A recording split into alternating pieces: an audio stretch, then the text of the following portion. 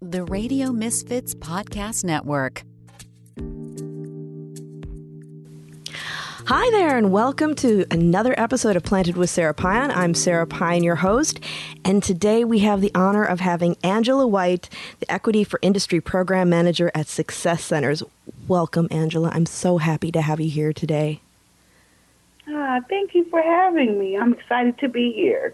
Well, we have a lot to talk about today. When I got the opportunity to get you on the mic, I was just thinking we have so many things to cover. We have so many things to get people, like calls to action. I don't think we're going to have enough time in this hour to cover everything we want to, and I'm so happy that you're here. Well, let's get started then. Let's see what we have. What questions do you have? Yeah. Well, first off, before we get into the amazing work that you're doing, I always like to ask my guests, what was your first cannabis experience? Oh, my goodness.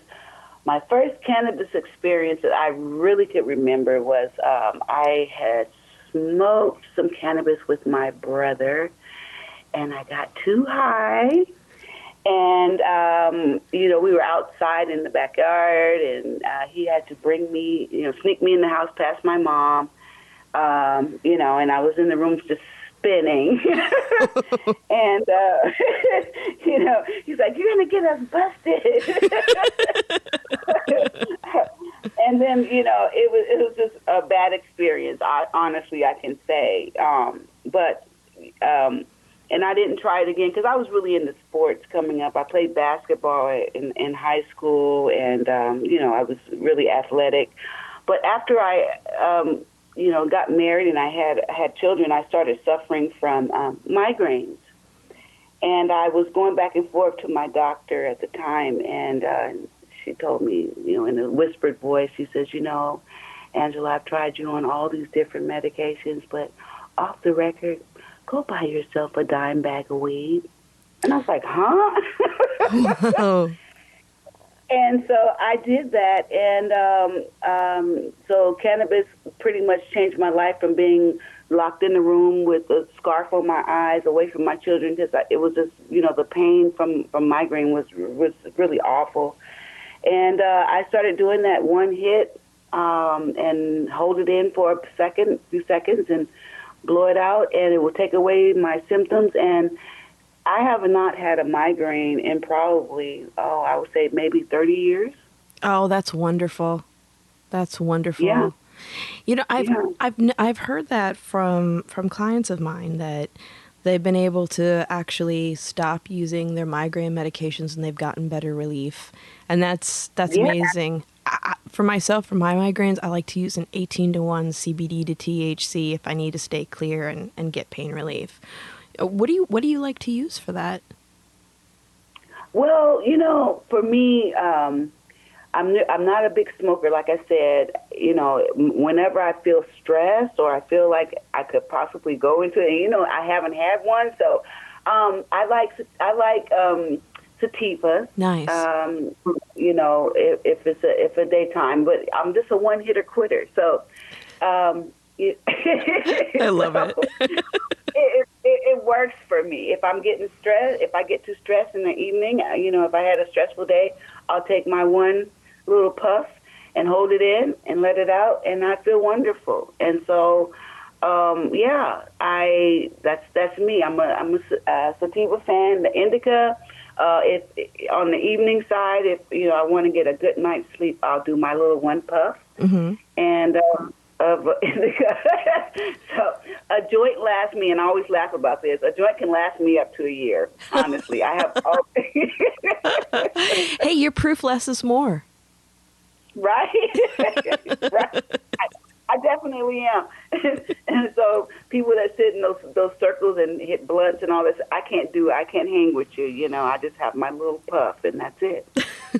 I completely understand that, because if I hang around too much in the circle, of course, we're not sharing joints and blunts these days, but I'll end up being that person that just kind of stares like a deer caught in the headlights, and I'm no good to anyone. Right? Can't think, just want to relax. Yeah. Yeah. And how did you get into working with cannabis and how did you, how do I say, your journey to success centers? How did that come about? Okay. Well, so I back in the early 2000s when cannabis was first legalized on the medical side, I had a couple of friends who one in East Palo Alto. I helped them launch their the medicinal cannabis dispensary there, and then one of the partners left and went to San Jose, so I went with him and helped him actually, launch that also. And I worked there as the manager, and before we were even up, I helped with the layout and the painting because I'm a painter by trade. Oh, cool. And so I ran that dispensary for a while, and then went back into to painting.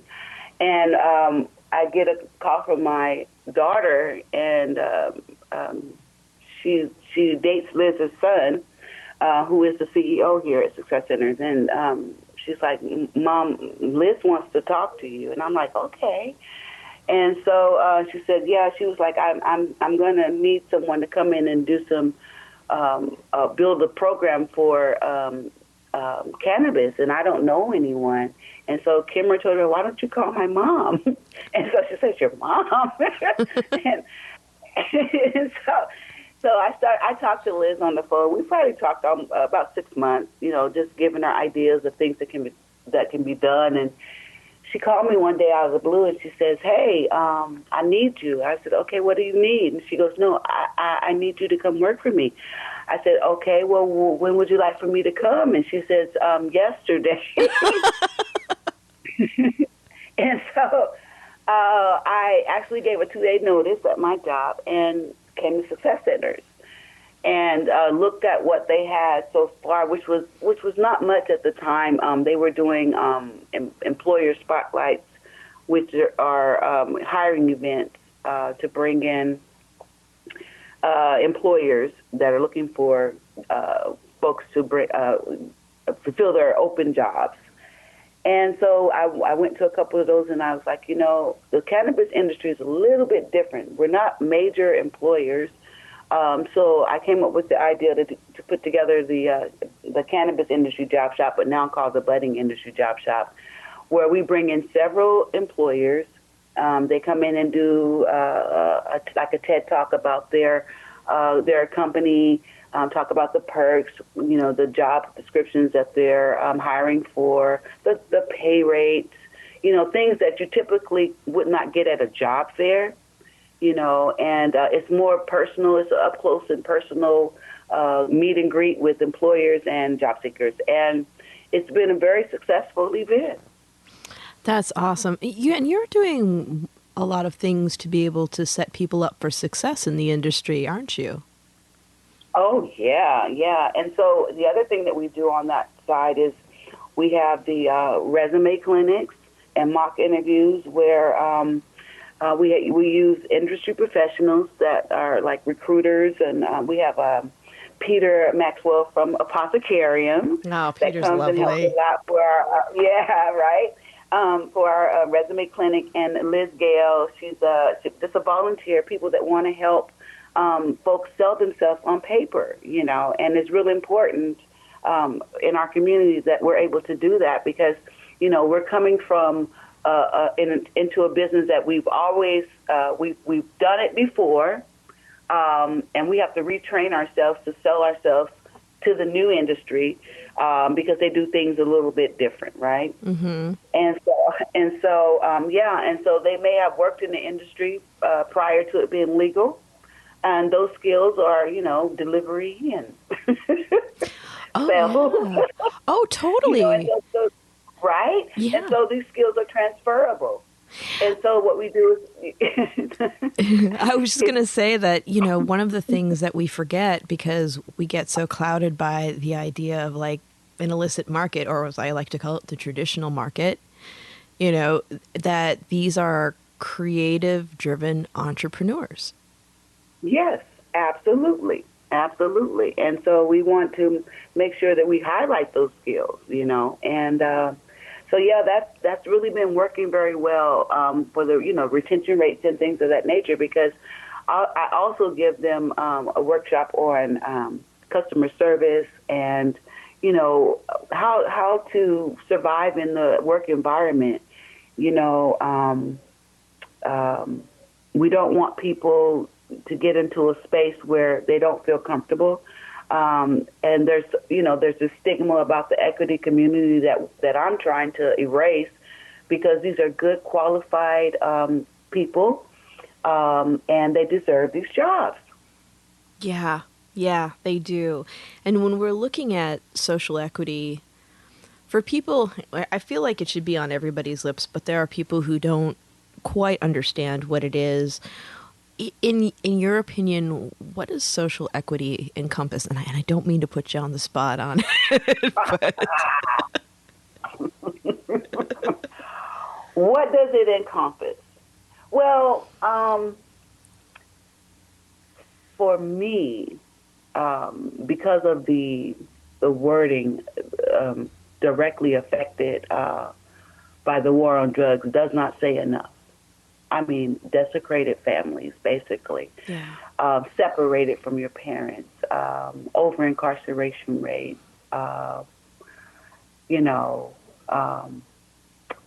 it should be some sort of restorative justice is the word. They know that we were wronged in our community. And the equity program, because of our over-incarcerated rates, and our families being destroyed, we deserve to be in this industry, I think, more than anyone. Yeah.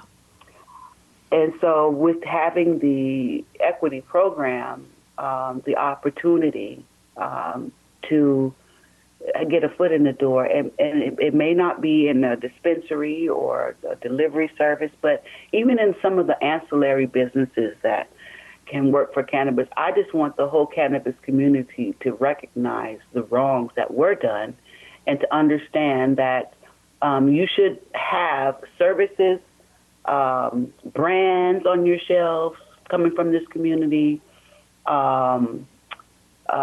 reaching out and opening your doors and your businesses to make sure that the money is spread fairly. Yeah. How about that? Yeah, I totally hear you. It's one of those things where, like, when we were first having conversations about equity and we were seeing businesses that were trying to get a foothold in San Francisco, one of the things that I noticed was the fact that there were white operators that were trying to get dispensaries in traditionally black neighborhoods, and I found that really disturbing. Mm-hmm. Because these are neighborhoods where people still have family members in jail for what these people were wanting to do legally in the neighborhoods. And I have to applaud people like Reese Benton, who have worked so hard and have... Absolutely. It's every time that she puts something up that she's done, I'm just like, oh, I'm so happy for you, because she's like the model of what... when you work hard, like blood, sweat, and tears that went into her project, and how she's killing it. She is definitely killing it. I love Posh Green Retail. I just went to her grand opening. She went through barriers over there, even in her space. She was ready to open about a year ago, and they put an injunction on her. I mean, she's gone through every kind of roadblock, but she's jumped over all those hurdles, and she was able to open her doors. Some of these meetings that we go through at the conditional use hearings, they kind of remind me of stories that I would hear about. Coming through civil rights, my grandparents and white folks, standing up saying, basically, we don't want you in our neighborhoods. You know what I'm saying? Yeah. And that's what some of these folks that get up there basically, and they're sounding like, but if it's a white business, I very seldom. I mean, I've gone to a lot of them. I don't hear the venomous shouts about coming into the neighborhood that when they try to open a black business, and it's gotten better. As time has gone by, now people are being more accepting when they know that the crime rate actually goes down. I mean, people just need an education. But, Reese had a hard time getting her doors open, and she's just a trooper, and she's remarkable. But there are many Reeses in this community. Yeah. I feel like she can be a great inspiration for people who are aspiring to do what she does. Because she was every single task force meeting. She was there taking notes, making her voice being heard. And this is a lot of what has to be done, especially as a person of color, because there hasn't been enough allowance for voices to be heard. Yes, exactly. Yeah, she's definitely a superstar. She calls me her mentor, but I call her, my mentor, because I learned so much from her. She's just brilliant, and the city could actually use her voice and experience because, to make some changes to these programs. So I'm hoping that they're reaching out to her more. Oversight committee as well. Oh yeah, Ask me. She knows. Yeah, that's it. I mean, it's one of the most. That is one of the things that I don't understand why we miss the mark on that so much on a policy level. Reaching out to the people who are actually doing the work and have had the challenges, so that they see things the clearest, and then they can help pave the way for people to be able to have an easier road to success. And just when we're talking about that, like, what are some of the challenges that you've been seeing with the social equity programs and applicants? Well, one of the major challenges is finding a location. That in itself is very hard. I had one equity applicant call me, and she was just literally in tears. She says, I went to look at a space with my realtor, who was a white male, and the building owner says to us, who am I renting to, you or her? Jeez. Yeah. In 2020, who am I renting to, you or her? And so, we've always had, in our community, things like redlining and discrimination, trying to find buildings. And so, that's a major barrier for us. Yeah. And then when you say you have to have a building before you get a permit, and then it takes so long for the permit to come about, and there's no, it's getting better. They're trying to work on to streamline those kind of things. But, just imagine, having a location and you're paying rent on it and you can't open your doors. Yeah, that's an enormous hardship. And then when you take into consideration how historically difficult it's been for Black businesses to find funding, so a lot of people rely on personal investment, right? Yes, exactly. And so it makes it very, very, very, very difficult. So when we're looking at challenges with social equity, and we want to be able to give people a toolkit to succeed, what are some of the main things that you've noticed help give people a leg up when they're looking for, and when we're looking at social equity, there's a couple of things that we look at. We're looking at entrepreneurs with businesses. We're also looking at availability of jobs, hiring practices, and also education, and then also advancement. what's going on with professional development. Right. What do you think are some of the tools that people need to drive themselves to success? Well, that was one of the reasons why we started the Equity for Industry workshops here at Success Centers. When I first, I was doing the budding industry job shops, and then equity applicants were calling me and saying, well, we're really not trying to work in this industry. We really want to start our own business, Although I think it's a good idea for folks to actually, work in the industry, work at these dispensaries, if that's what they're trying to start, to get an idea of how things run. You're going to have to know, because it's a lot of work running a dispensary. Oh, yeah. That's and so, oh my God. It'd keep me awake awesome. at night if I owned a dispensary. Oh my goodness. I worked 7 days a week, and I didn't even own it. You know what I'm saying? I worked 7 days a week, 12-hour days. It was a lot, and it was exhausting. But the rewards come from the people that you meet while you're working there, the folks, the patrons that come in. But so I'm going back to, because Miss Angela can talk. But I love it. The first thing, we did, we started having the, just navigating the system. A lot of the language that's in the website for the equity applicants, a lot of that language is confusing. Hell, it's confusing. I'm sorry for the hell, but oh no, you're fine. We're on Radio Misfits Network. You can curse.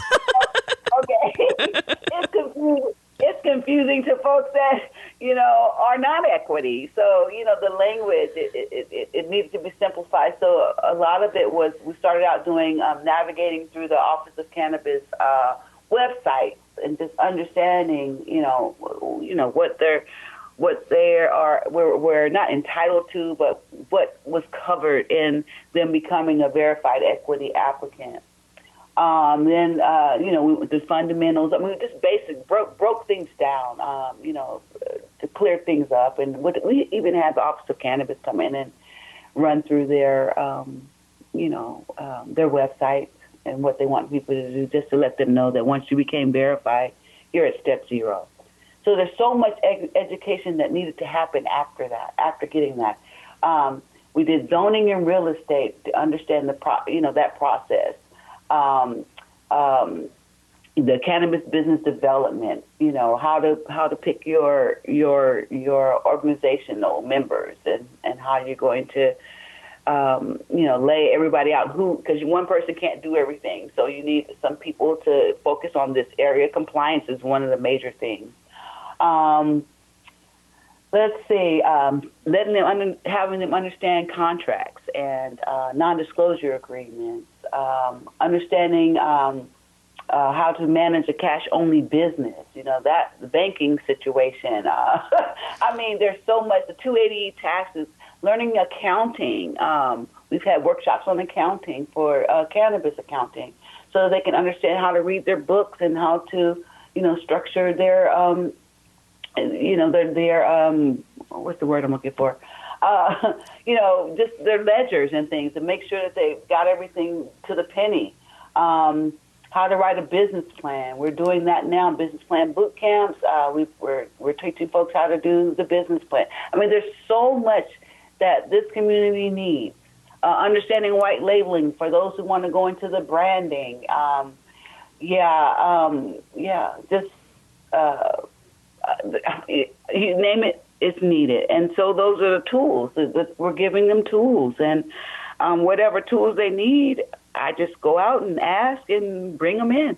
If that makes any sense. Yeah, that makes perfect sense. That's what's needed. It's so wonderful to have somebody who's able to organize this for people, because the project itself is daunting. You may know what you want the end result to be, but the road to get there is winding. And like you and I had been talking earlier, just even how social equity is set up, it's supposed to be, I mean, just getting down to brass tacks, it's like, this is something that we looked at to actually help support and enrich the Black community. And it's looking very different than that. And we have a lot of work to do to kind of rein it in so that we're actually helping the population that has been impacted the most by the war on drugs, instead of having this loosey-goosey, if you were impacted by the war on drugs, you qualify for an equity program. It's like, well, you're giving people loopholes that maybe don't need this help, right?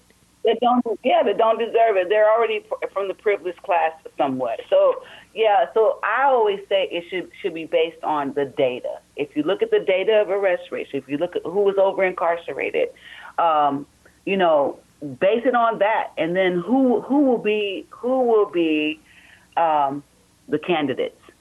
Yeah. Just to say affected by the war on drugs doesn't go far enough. Yeah. In my eyes. When you look at families that were destroyed by the war on drugs. You say destroyed by the war on drugs? Was your family destroyed by the war on drugs because you got caught with some weed and went to jail? You know what I'm saying? Right. No. You might have lost your school loans, but that might be it. Right. Right. No, really, they really need to look at the data. The data doesn't lie. And I see people using these talking points all the time. And, for the purpose of appearing to really be equity. But, equity needs, the word equity in the equity community needs to be redefined. Yeah. Yeah, and it really does. I feel like, too, that there needs to be a greater discussion about the fact that even though the equity program is geared towards a certain population, in the end, when we have a more equitable society, everybody wins. Mm-hmm. And when we're looking at equity programs, and the benefits just for the greater community, because sometimes I think that people forget that, and I sometimes think that it's done by design. It's divisive to keep us separated and kind of fighting so that the people who benefit by us being divided do well. On Right. that whole social construct thing, that, some of the real benefits of equity programs for just our community in general. It's, that's, what are some of the things you're seeing? I mean, we've talked about the fact that opening dispensaries and cannabis businesses in neighborhoods actually improves them. It definitely improves them. But what is even more wonderful when I see a equity business open, they tend to not, some of these companies, they are very anti. Well, I'm going to say anti, but the welcoming of a person that's coming into a Black-owned dispensary, and this the happiness of feeling comfortable in your surroundings and not having to, there's a lot of work that these corporate companies need to do when it comes to, bringing people on and not treating them like numbers. Yeah. Cannabis to me is more of a healer and a unifier. And I don't think that they really understand the culture of what cannabis should be in these companies. Why are we repeating what's been done? We know that it doesn't work. We know that it excludes people. Cannabis industry should be, just more understanding and compassion. You talk about compassion for folks that need the cannabis. I'm saying compassion or empathy for the people that have been, just treated poorly. And so stop it. Yeah, because incarceration when it was illegal and then not creating opportunities when it is just repetitive abuse. Yeah, and if even in the companies, that, are well, I won't go there. How about that? that's for another conversation over coffee. I just know when a Black or person of color business opens up, the attitude, if they have the advocacy piece of understanding what community and where these people are coming from, the reception of having them work there is a lot different than going into these other places. I know everyone has to make their money. It's a bottom line, but I always believe that happy employees are the best employees. And if you treat people with dignity and respect, always, that should be the first thing, especially in any cannabis business, treating people with dignity and respect. Yeah, I think that the more that how do you say it? Well, we're looking at equity and we're looking at the companies, the Black-owned companies, and, people wanting to get into the industry by, working for other companies and then creating their own visions and following, their heart in this industry. That's all a beautiful thing. And I think it's also very educational. If people aren't learning this, they really need to pay attention to it around cultural sensitivity in the workplace. Because that's like one of the things that it's especially, it's so basic. It's like around, people's style and their hair and where they come from and how they speak, and the fact that we all have our own style. And as long as people are being, what is professional? We have to redefine what professional is. Right. Exactly. Yeah, we do need to we need to redefine what equity is, and we need to redefine what professional is in this industry. And then the other thing is giving people truly a second chance, because if we know that folks have been over incarcerated, and we're seeing a lot of the police brutality and things of that nature, and if these things are happening, then we should question that. Cannabis should question everything. Yeah. And so giving people a second chance. I know that it's not really reentry friendly like it should be. Mm-hmm. If someone is incarcerated and they come out, they're only looking at cannabis convictions as giving people a second chance. But I feel like if someone has did something a very long time ago, they should have the opportunity to reinvent themselves and come in and learn a trade and be a part of society without having to always look over their shoulder. So we're doing expungement clinics here at the Success Centers with the apothecarium and students for sensible drug policies, and I'm hoping that will kind of erase some of the stigma off of people's records so that the cannabis industry can be more inviting for those. Because if you have a cannabis conviction and, you got that felony on your record, you're just a felon. They don't look at it as, just a cannabis conviction. So if you're in that situation, what are you going to do to make money? What are you going to do? You have to do what you got to do, right. And then you go and do something else. And so now that they're coming back, and that cycle can go on for a while, but then they come back and they say, well, we're going to remove the cannabis convictions. Now you're still in the same boat because those other convictions are still there because it started out with a cannabis conviction. So what about those kind of folks? And what happens? I mean, it still started that way. Give people an opportunity. Yeah, and something that people don't realize is that the expungement process, it can be really burdensome too. Exactly. But at least giving people the opportunity to clear their records. We're working with, like I said, students for a sensible drug policy, and the apothecarium is sponsoring the events here at Success Centers, and it's a virtual thing. Yes, and it's only doing California convictions. And so if we have folks that have moved from, say, New York to California, if you're from this equity community, you don't have enough money to go fly back to New York, say. So I think they need to connect the dots there, too, with expungement. That only makes sense. Nice. Yeah, that should be a no-brainer, really. Right. Yeah. So I'm looking forward to the future. I'm hoping that, in that area, things will be able to be cleared up and folks will start, linking together and put one push of a button and it's cleared across the nation. How about that? Yeah. Well, when I teach my my cannabis history class, I do it. I do it a couple times a year. People tend to be more interested in how CBD and THC work than how we got Right. here.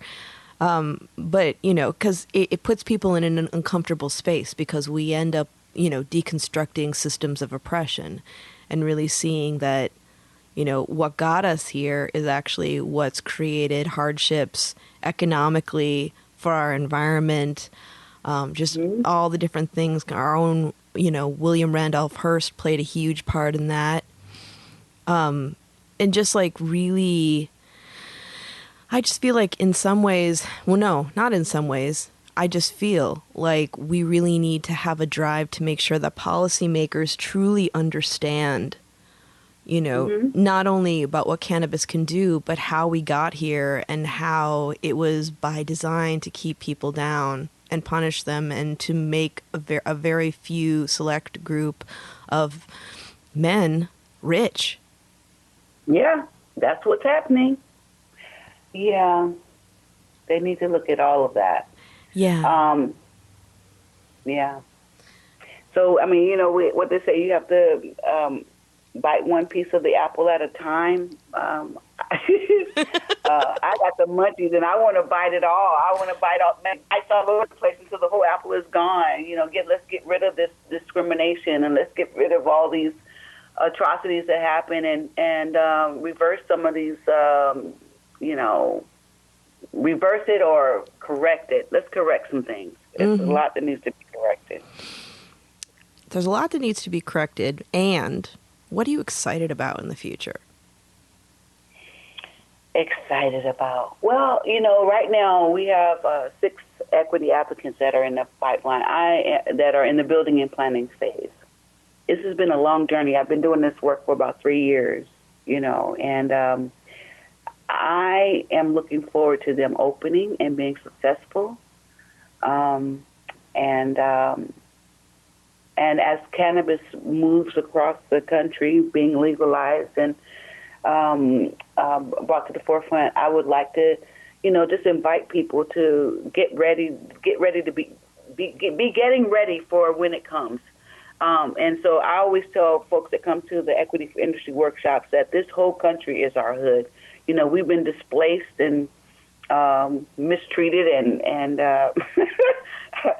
so I'm saying we all need to be in this industry. So while we have these free workshops, come in and figure out, what's going to happen in your state, your location, and try to get on this early on. And for those that are doing the legalization, I would say that they should have equity stipulation on every program going forward. So that's what I'm going to look forward to, that they will make that change, that you cannot start a business without an equity community member partner. How about that? That would be amazing, and it's essential. Yeah. Do you think success centers will grow beyond California? We already have. I mean, we have folks attending these workshops from New York and Oklahoma and Florida, Georgia, Arizona, New Mexico, because we don't have this kind of knowledge in our communities, and so I open the door for that, and I know that because people have traveled, here out of California and moved to other spaces because it's so expensive to live here, and so the doors are open. Like I said, this whole country is our hood, and so everybody or anyone that's interested in learning about different nuances of this business, just come on in and be a part of this. You deserve to be here. And if somebody wanted to help, because this is an all hands on deck situation, what kind of help are you needing right now? Well, of course, we always need donations. You can donate to the program, Success Centers.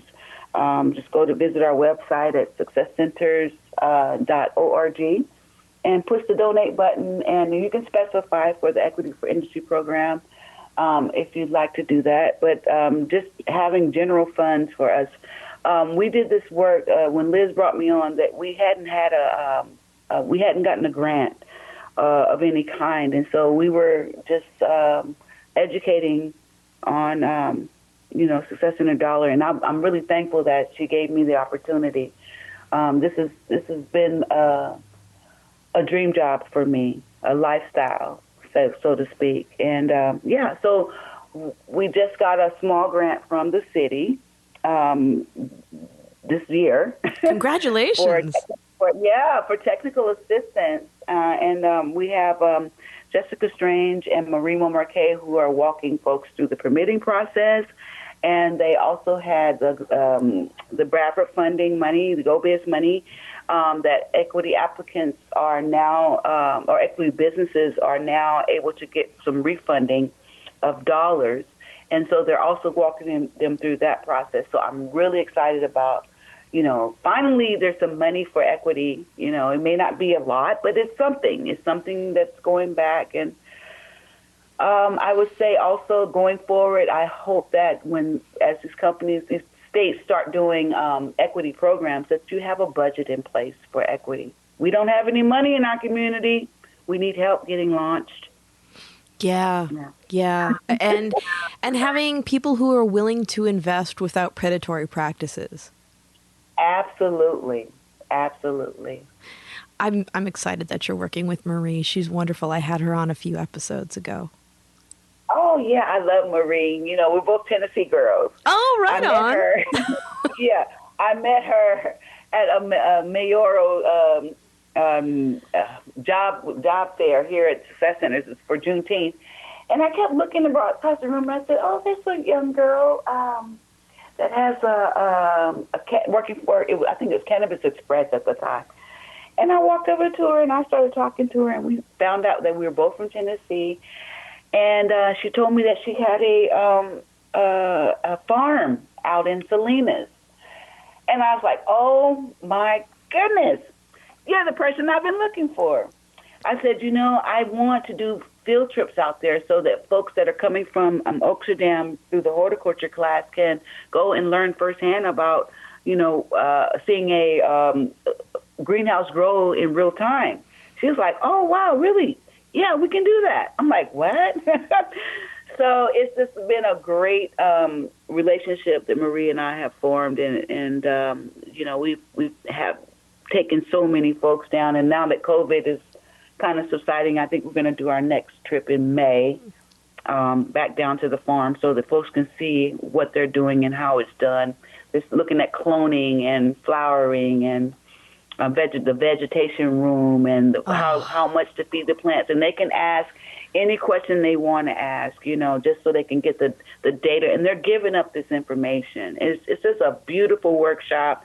When I see the faces of the equity community members that we take down, and when they come back, they're like, Miss Angela, that was so awesome. We don't have farms in the city, Right. And sometimes that's people's first time out of the city onto a farm. So it's just been really just a real rewarding experience. And I'm thanking Marie and Alan, her brother, Alan Hackett.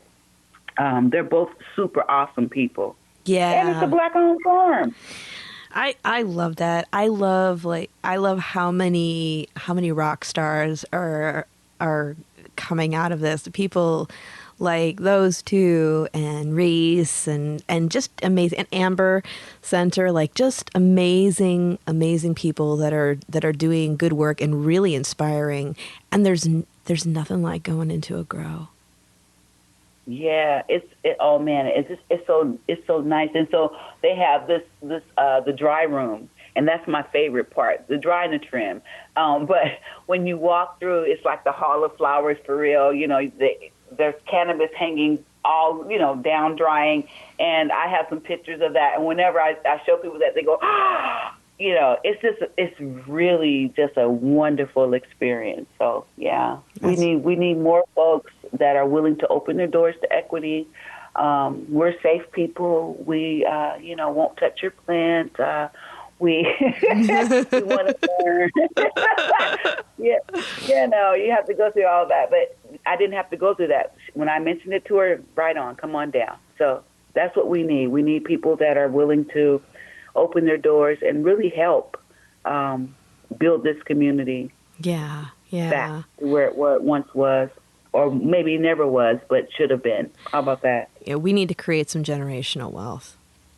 Yes, indeed. That's what this is all about. Yeah. And maybe you're not supposed to have favorites, but if you can, you want to share with me some of your favorite Black-owned businesses in the cannabis sphere? Well, I'll definitely say Posh Green is one of my favorites.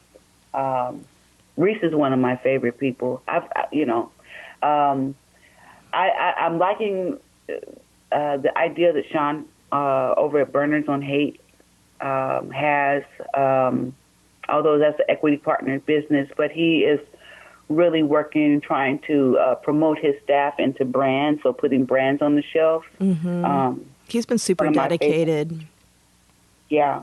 So Sean Richards, and then Cindy De La Vega over at Stizzy in the Union Square is just really awesome. She still comes to our equity for industry workshops, and just very supportive, very interested in the equity community, bringing in folks to make sure that they're getting jobs and getting hired, and making sure that 35% hiring rate is being activated over there. Sean did the same thing. So it's real important that we get these businesses up and running. One other mention I would like to say is he hasn't opened his space yet, but Damian Posey with High Purpose. He's a brand right now, but he's gotten his conditional use, and they're going through the build-out phase. So he's one that I'm looking forward to. He's a real community activist. Let me see who else.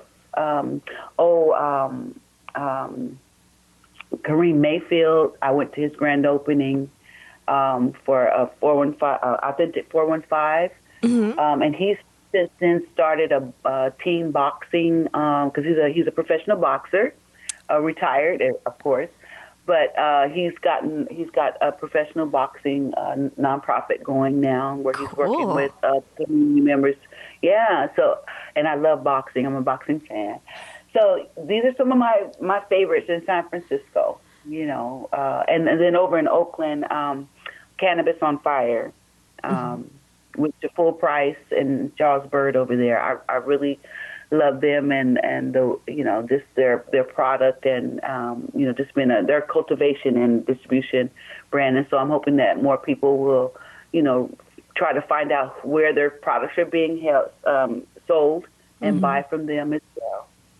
That's awesome. Thank you so much for that, because it's one of those things where we have a unique opportunity, because this, even though people have been selling cannabis forever, we are looking at, it sounds so weird, the institutionalization of an industry, and we have this unique opportunity to change the way we do business that can bleed out into the rest of the world. And one of the things that I always tell people is, vote with your dollars, support companies that are doing good work.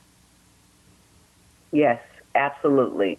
And not just talking about it, but really being about it. How about that? Yeah. Yeah, there's a huge difference. Absolutely. That is a huge difference. But yeah, I also want to commend Kaliva and the family over there at Kaliva, because they have really been working with us, bringing in folks from their business, and they're now called the parent company. The next Equity for Industry Workshop, which is tomorrow, we're going to have Alicia Johnson, who is going to come in and talk about how to bring your idea to an actual product, for folks that are interested in branding and marketing and that kind of thing. She's just really awesome. And so they've been lending folks to us to come in and do some of these workshops. And then also I want to put a shout out to Kevin Holler, who has come in to do workshops on the 280 tax code. It's tax time, folks. Oh, you just made my hair stand on end. The tax time, right? And so understanding cannabis taxes has been a tremendous. Like you said, a lot of folks won't make it because they're not structuring their businesses right, and they're not paying their taxes right, and the cost of goods, and all these kind of things. And so, I always want to thank him for coming in and to help equity, and just been a super resource to us over here at Success Centers. Oh, that's wonderful. It just makes me so happy to hear that you have all this wonderful support, and I know that you can always use more. So, listeners out there, if you are able to lend support, make donations, this is the nonprofit to be looking at, because they're doing such amazing work. And I just really want to thank you for your heart and soul that you've put into this, because we need to clone you and send you everywhere. Hey, listen, I do travel. Send for me. I will come. No, seriously. Anybody that's interested in coming in and just speaking with me to see where you would fit in our services, our doors are always open to you. My telephone number, my direct line at Success Centers is 415-549-7002. Miss Angela will answer when you call, and I can tell you what all we need. Workshops if you want to come in and participate. I'm looking forward to hearing from you. And if people wanted to follow you on social media, how would they do that? Oh, my goodness. So Success Centers has an Instagram account. And I also have one, my kids named this. It's called 415 Queen Cannabis. I love it. Right? So, Mom, we got a name for you. Yeah.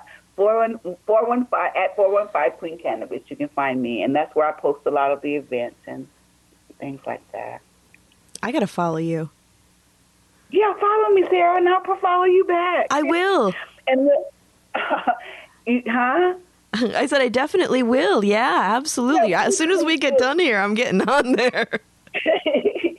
Yeah, and just let me know if you can even DM me. I'm still learning all this lingo. I'm an older woman, so it's I'm learning. And people would crack me up. They say, Miss Angela, your post was crooked or it didn't come out right. I'm like, look, I'm trying. Okay. So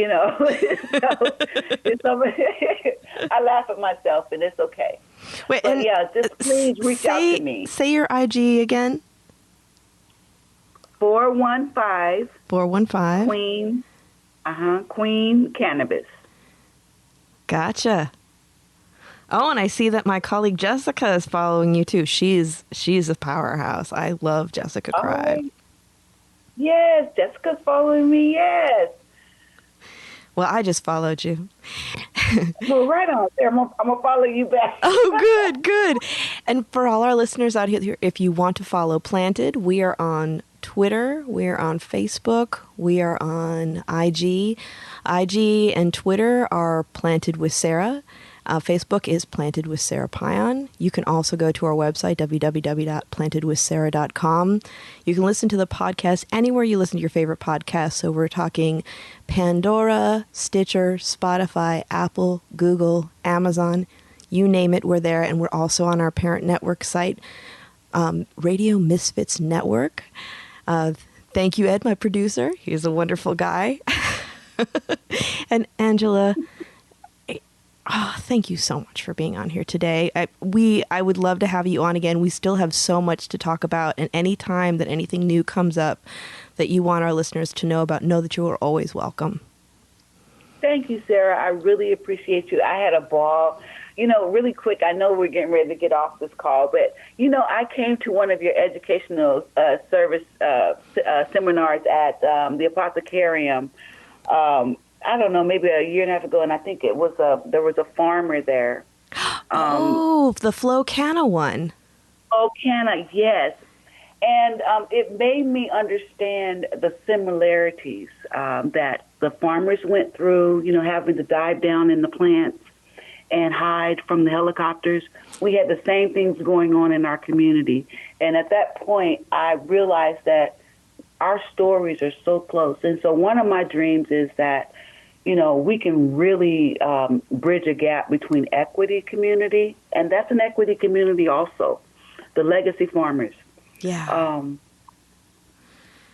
You asked me about going forward. That's what I would love to see, that connection right there. That would be wonderful because we've got a lot of collective healing to do. Yes. Yes. Yeah. Let's work on that. Okay.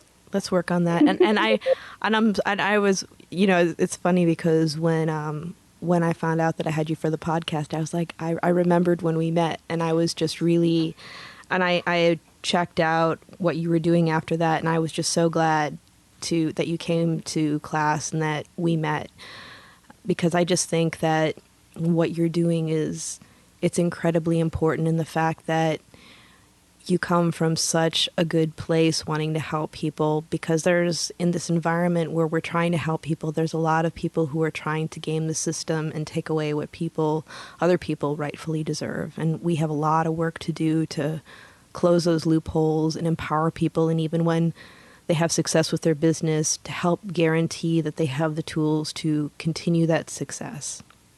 Yes, because this is about creating generational wealth. Yep. So, Sarah, thank you so much for having me. I've just really enjoyed this experience. Me too. All right. Thank you so much. Thank you so much. And you listeners out there, thank you for joining us today. Remember that Planted is 2 times a month now, so check in for our other episodes. And if you haven't tuned in before, we've got over 26 episodes, so check it out. And until we meet again, stay safe, stay curious, and it's a crazy world out there, so be good to each other. Until next time, take care.